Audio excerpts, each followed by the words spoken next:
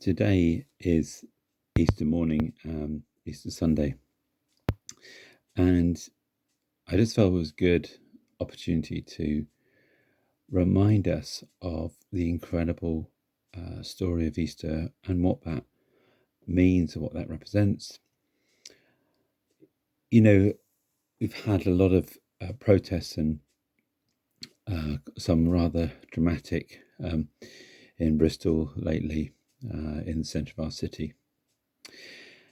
And under a tree on College Green, which is quite central in the city, near where the city council and the cathedral are, under that tree, there's lots of flowers, memorials.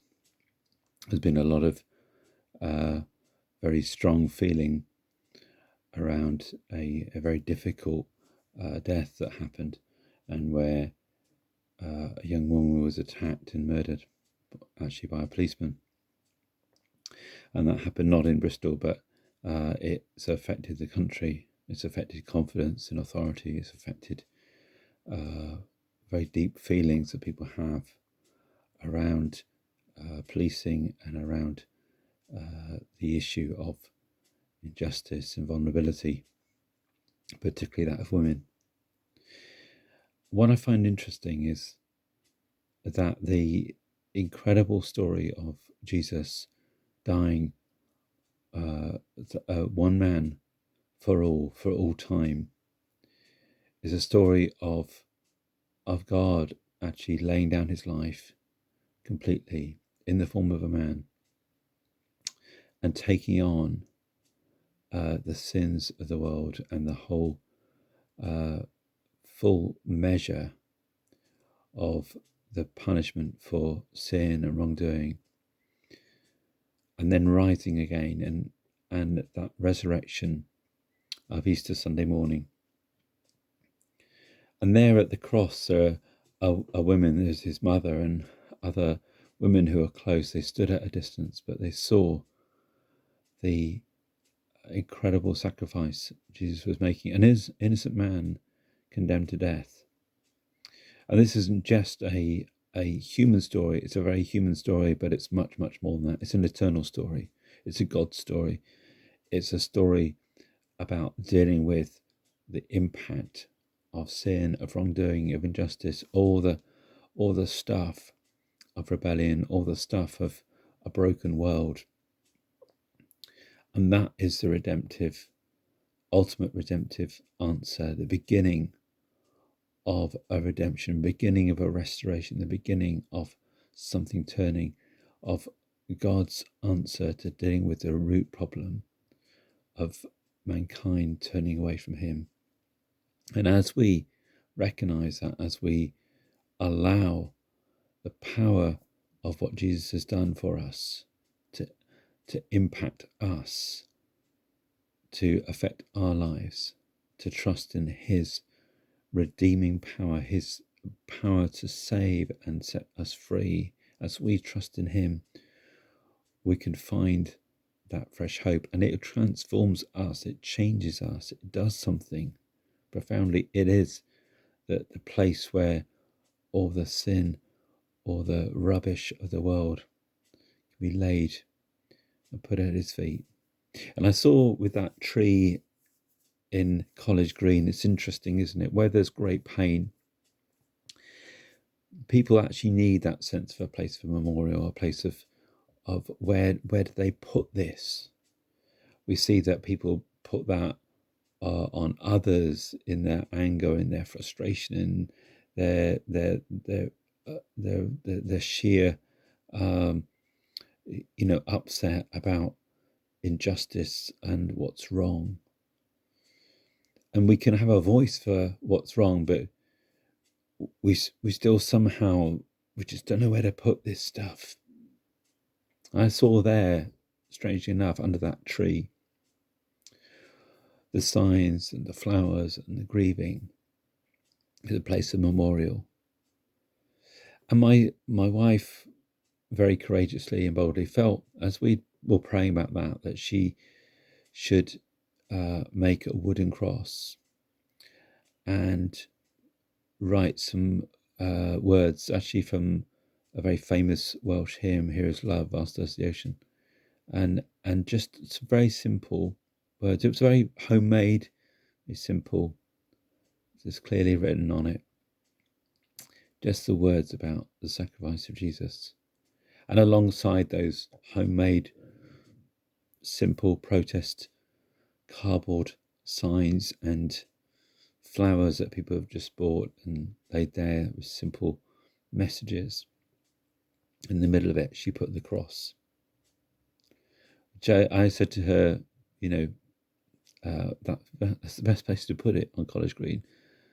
She was wondering where was a good place to place this cross. And interestingly enough, it wasn't by the cathedral next to the church. It wasn't by the council offices next to the place of authority.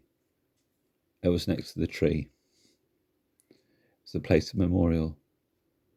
It was also the place of suffering, where all this suffering had been laid out and where people had come to see it.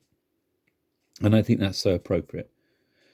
Actually, strangely enough, that was the safest place, because I felt it's more likely to stay there, because people understand the sense of memorial, that we need this place of memorial. I didn't really understand that until my father died, and I didn't really understand why people did, why people have memorials and cemeteries and all that kind of stuff. It couldn't relate to my own experience. But when you see death and pain, you need a place of grieving. You need a place to put it. And I believe that's the central core of the truth of the cross. We need a place to put this stuff that's safe. That's a safe pair of hands.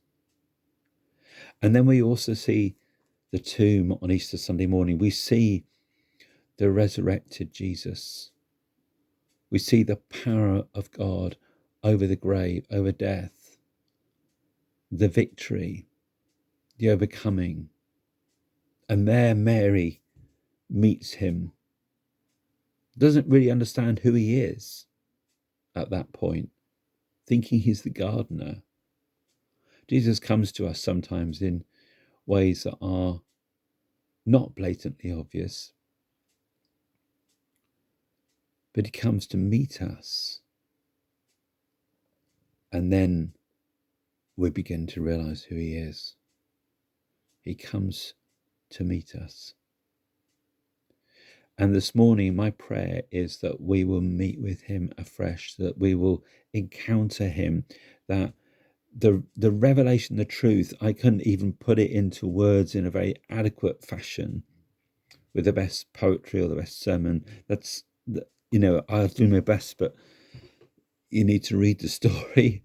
But more than that, my prayer is that the Holy Spirit will show us the power of God, will work in our own hearts, and see the revelation of something that we can't always perhaps get a grip on in our own human understanding, but there's the power of God to bring that revelation and truth to us that transforms. When they were in the desert, the Israelites, the ancient Israelites, who were God's people seeking to follow him, but they made a lot of serious errors, and at one point they were really in rebellion. And these snakes were coming in, and they were not in a safe place because they were not in a good place with God. And what Moses, their leader, was led to do was put up a pole, and on the pole to put a bronze serpent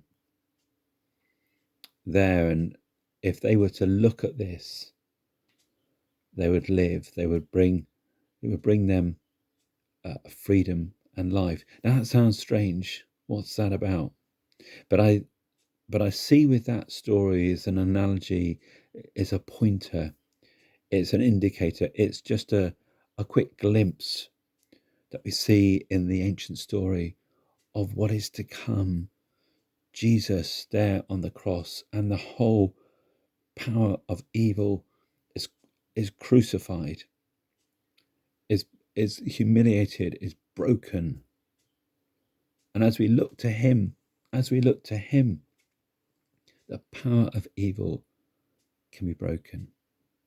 As we look to him, the power of his resurrection life is revealed.